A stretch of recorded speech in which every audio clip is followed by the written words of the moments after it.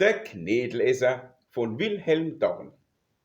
Mein jüngster Bu, mein kleiner Schoschel, isst 20 Knädel auf einen Sitz und braucht dazu kaum 10 Minuten, weil fressen kann der wie der Blitz. So sagt der Berger Hannes Müller in seiner Kneipe am runden Tisch. Die anderen lachen bloß und sagen, komm, mach doch nicht so sprich, du lässt halt wieder Ente fliegen, die sind wirklich viel zu fett. Der eine sagt, ich tu nicht liegen, da meine Hand, ich halte die Wett. Ich werd mal Schaschel kommen lassen. Der macht als gleiser Kunststück vor. Der Schaschel kommt, ein Brocken, so von 14, 15 Jahren. Doch wie er hört, um was es handelt, da macht er ein saures Gesicht.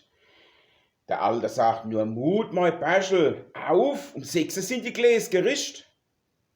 Es wird 6, Viertel, halb 7. Der Schaschel taucht nicht auf. Auf einmal kommt er außer Atem, ganz echauffiert, die Dorfstraße rauf. Die Knädel glänzen in der Schüssel. Er lacht sie an und fragt nicht viel, stürzt sich drauf, fängt an zu essen, frisst sie all mit Stump und Stiel. All gratulieren sie. Da sagt er, oh, es war schwer.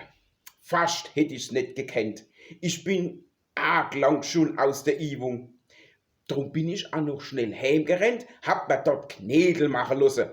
Drum war ich vorhin auch so spät, hab vorher noch 20 gegessen, probiert, ob's auch noch geht.